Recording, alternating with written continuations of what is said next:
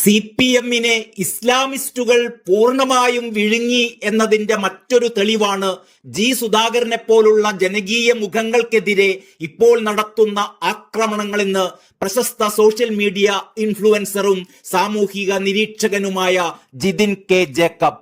ഇന്നലെ വന്ന കീടങ്ങൾ വരെ ജി സുധാകരനെ പോലുള്ള മുതിർന്ന കമ്മ്യൂണിസ്റ്റ് നേതാക്കൾക്കെതിരെ വിഷം തുപ്പുന്നുവെന്ന് ജിതിൻ നിരീക്ഷിക്കുന്നു. കമ്മ്യൂണിസ്റ്റ് കോട്ടയായ ആലപ്പുഴയിലെ BJP-യുടെ മുന്നേറ്റം CPM അണികളുടെ പിന്തുണ കൊണ്ടുകൂടി ഉണ്ടായതാണ്. പാർട്ടിയുടെ എല്ലാ ഘടകങ്ങളുടെയും നിയന്ത്രണം പകൽ CPM-ഉം രാത്രി താലിബാനികളുമായവരുടെ കൈകളിൽ അകപ്പെട്ടിരിക്കുന്നു. കേരളത്തിലെ ഹിന്ദു പാർട്ടി എന്ന് പറഞ്ഞാൽ ഇപ്പോഴും CPM ആണ്. കേരള ജനസംഖ്യയുടെ ഏതാണ്ട് 25% വരുന്ന ഈഴവ സമൂഹമാണ് CPM-ന്റെ അടിത്തറ. ആ അടിത്തറക്കാണ് വലിയ ഇളക്കം പറ്റിയിരിക്കുന്നത്. ശബരിമല വിഷയത്തിൽ സ്ത്രീകളെ ഏതു വിധേനയും മല കയറ്റിക്കാൻ വേണ്ടി പാർട്ടിയിലെ ഹിന്ദുക്കളെ തെരുവിലിറക്കിയവർ തന്നെ സ്ത്രീകളെ പീഡിപ്പിച്ചു കൊല്ലുന്ന ആഗോള ഇസ്ലാമിക തീവ്രവാദികൾക്ക് തെരുവിൽ ഐക്യദാർഢ്യം പ്രകടിപ്പിക്കാനും പാർട്ടിയിലെ ഹിന്ദുക്കളെ തന്നെ ഉപയോഗിച്ചു. മുൻ കനൽത്തരി MP-യുടെ മതപ്രസംഗം എല്ലാം കേട്ട് സഖാക്കളുടെ കണ്ണു തള്ളിപ്പോയി. വർഗീയ വിഷം പേറുന്ന കനൽത്തരിയെ തിരഞ്ഞെടുപ്പിൽ തോൽപ്പിക്കാൻ പാർട്ടിക്കാർ തന്നെയാണ് മുന്നിട്ടിറങ്ങിയത് എന്നത് പരസ്യമായ രഹസ്യമാണിവിടെ. BJP-ക്ക് ആലപ്പുഴയിൽ 3 ലക്ഷം വോട്ട് കിട്ടിയതിന്റെ പിന്നിലെ പ്രധാന കാരണവും ഇതൊക്കെ തന്നെയാണ്.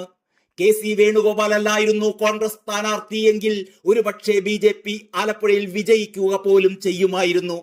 ജി സുധാകരനെ പാർട്ടിയിൽ നിന്ന് പുറത്താക്കാൻ പലതവണ ശ്രമിച്ചു എന്ന് അദ്ദേഹം തന്നെ വെളിപ്പെടുത്തിയിട്ടുണ്ട്. പാർട്ടിയെ പൂർണ്ണമായും നിയന്ത്രണത്തിലാക്കി എന്ന ഘട്ടത്തിലാണ് തിരഞ്ഞെടുപ്പ് ഫലം വന്നത്. പാർട്ടി അണികൾ നൽകുന്ന മുന്നറിയിപ്പ് കൃത്യമാണ്. പാർട്ടിയെ ഇനിയും ഇസ്ലാമിസ്റ്റുകൾക്ക് നിയന്ത്രിക്കാൻ വിട്ടുകൊടുത്താൽ വിപ്ലവ മണ്ണിൽ നിന്ന് പാർട്ടി അധികം വൈകാതെ തുടച്ചു നീക്കപ്പെടും. തിരഞ്ഞെടുപ്പിൽ തോറ്റതിന്റെ കാരണം ഇസ്ലാമിക പ്രീണനമാണെന്ന് CPI തുറന്നു പറഞ്ഞു കഴിഞ്ഞു. മരുമകനെ അടുത്ത സുൽത്താനാക്കാൻ നോക്കുന്ന കാരണഭൂതന്റെ മുഖത്ത് നോക്കി അത് തുറന്നു പറയാൻ നട്ടലുള്ള ആരെങ്കിലും CPM-ൽ ഉണ്ടോ എന്നറിയില്ല.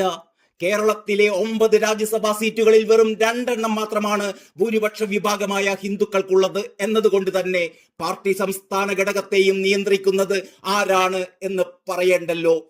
ജി സുധാകരനെ പോലും വളഞ്ഞിട്ടാക്രമിക്കുന്ന ഇസ്ലാമിസ്റ്റുകളുടെ നിയന്ത്രണത്തിലുള്ള പാർട്ടിയിൽ വെറും അടിമകളായി ഇനിയും പ്രവർത്തകർ തുടരുമോ ഇല്ലയോ എന്നതാണ് ഇനി അറിയേണ്ടത്.